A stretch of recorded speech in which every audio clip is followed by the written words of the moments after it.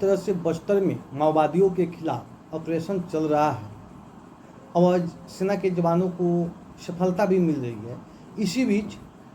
नक्सलियों की जो आत्मसमर्पण है उस पर भी सवालें उठ रही है कि आखिर ऊपरी कमेटी की इतना राजनीतिक रूप से प्रशिक्षित माओवादी क्यों इतना सिलेंडर कर रहे हैं। कोई अपने साथ हथियार को नहीं लेकर आ रहे हैं, हथियार रख रहे हैं, जबकि संगठन में कहा जाता है कि जितना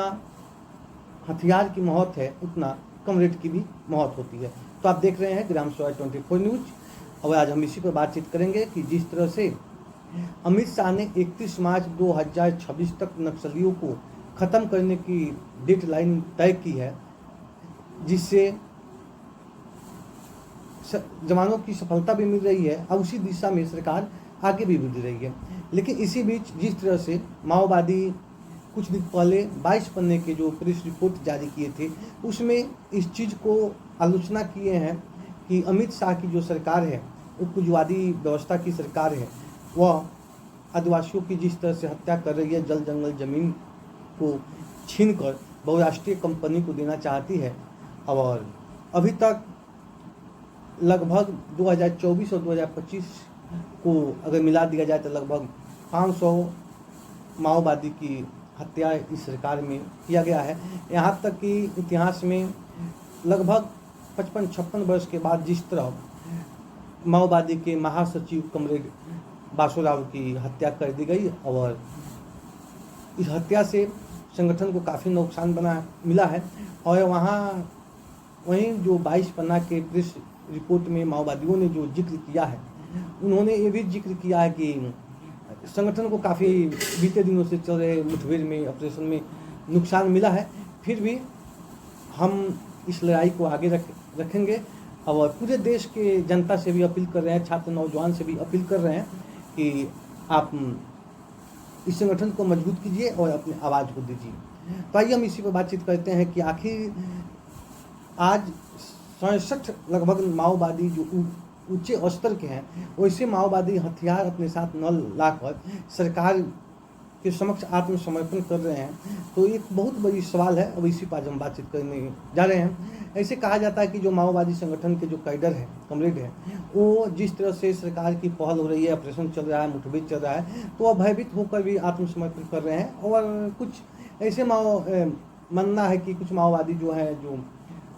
विकास के मुख्य धारा से जुड़ना चाहते हैं, तो कुछ ऐसे भी चाहते हैं कि वो मुख्य धारा से लौटकर विकास की वो लौटकर अपना अच्छा से जीवन यापन करें। लगभग 67 जो माओवादी आत्मसमर्पण किए हैं, इन पर लगभग 2 करोड़ से अधिक इनाम रखा गया है। तो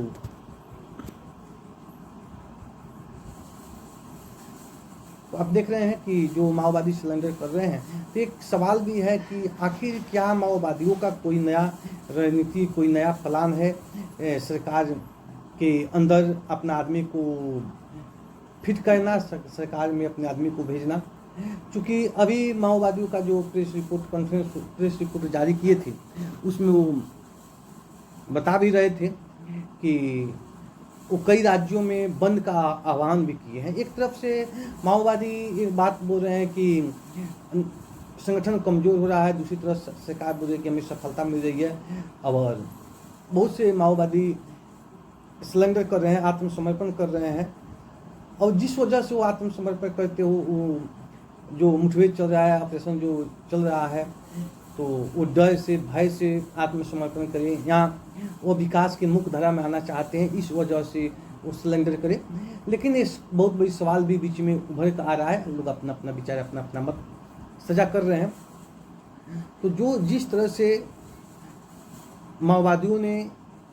एक प्रेस रिपोर्ट में जो 22 पन्ना का प्रेस रिपोर्ट जारी किए थे उसमें उन्होंने जिक्र किया कि संगठन को काफ़ी नुकसान मिला है। इसी बीच इतना कमरेडों के शहादत होने के बाद और आत्मसमर्पण करने के बाद भी माओवादी पूरे कई राज्यों में बंद का आह्वान भी कर रहे हैं। एक तरफ कहा जाए कि भले आत्मसमर्पण नक्सली कर रहे हैं, माओवादी कर रहे हैं, लेकिन जो नक्सली विचारधारा है, जो माओवादी विचारधारा है, उसके जो अभी कैडर है वह अपने संघर्ष को, जो वर्ग संघर्ष किया जाता है, कहा जाता है, उस वर्ग संघर्ष को कहीं ना कहीं वो आगे की ओर भी बढ़ा रहे हैं। तभी जाकर वो कई राज्यों को बंद करने का आह्वान भी कर रहे हैं। और इसमें भी देखा जाता है कि कहीं ना कहीं ग्रामीण क्षेत्रों में, शहरी क्षेत्रों में माओवादी जो है वो अपना उपस्थिति दर्ज किसी न किसी मामले में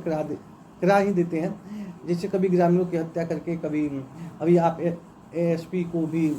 आईडी ब्लास्ट में उनको भी मार दिया। इस तरह से माओवादी अपना उपस्थिति दर्ज भी करा रहे हैं। जो भी मामला हो, लेकिन एक बात तो तय है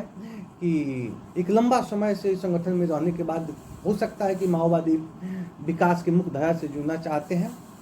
और जिस कारण से वो आत्मसमर्पण कर रहे हैं। लेकिन सवाल ये भी है कि क्या माओवादी का कोई अगला रणनीति या कोई अगला मंसूबा तो नहीं है। तो आप देख रहे थे ग्राम सेवा 24 न्यूज़।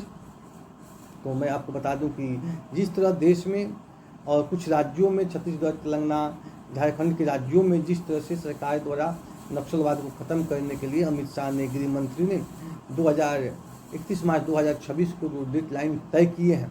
और इसकी वो जो सरकार की सेना के जवान है वो बढ़ रहे हैं, सफलता भी मिल रही है। तो नक्सली जिस तरह से सरेंडर कर रहे हैं और मुख्य धारा से जुड़ने के लिए, तो लेकिन हो सकता वो हथियार लेकर नहीं आ रहे हैं। तो ये संदेह भी हो रहा है कि आखिर जो नक्सली हैं, हो सकता है कि संगठन में आत्मसमर्पण करने के वजह से उनको हथियार नहीं ले आ पा रहे हैं। कहीं हो सके वो जिस तरह किसी भी तरह वो सरेंडर कर रहे हैं, लेकिन फिर भी एक संगठन को बहुत बड़ी नुकसान पहुंच रहा है, माओवादी को नुकसान पहुंच रहा है। दूसरी तरफ सरकार की सफलता भी मिल रही है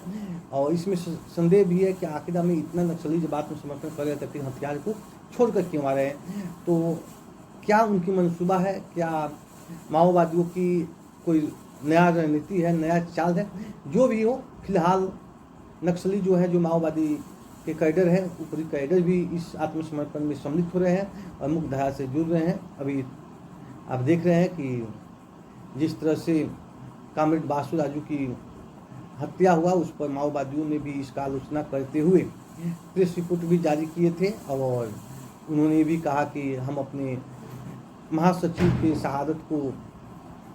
भूलेंगे नहीं और हम अपने महासचिव कामरेड बासु राजू की जो शहादत हुई है उसको हम बेकार भी नहीं जाने देंगे। और पूरे देश को, छात्र, नौजवान को, किसान, मजदूर को जिस तरह माओवादी गुलबंद करने के लिए बार बार प्रेस रिपोर्ट भी जारी कर रहे हैं और चाहते हैं कि पूरे देश में एक आंदोलन खड़ा हो, और दूसरी तरफ माओवादी के जो कैडर है वो आत्मसमर्पण कर रहे हैं और मुख्य धारा से जुड़ने की बात कर रहे हैं। तो इस तरह की आज बात हो रही है। तो आगे देखिए फिलहाल क्या होता है कि क्या नक्सली वास्तव में आत्मसमर्पण कर रहे हैं और मुख्य धारा से जुड़ रहे हैं, या उनकी कोई अगली चाल, कोई अगला रणनीति है। जो भी है वो सामने आएगा तो फिर मैं आपको वीडियो का अपडेट देता रहूँगा।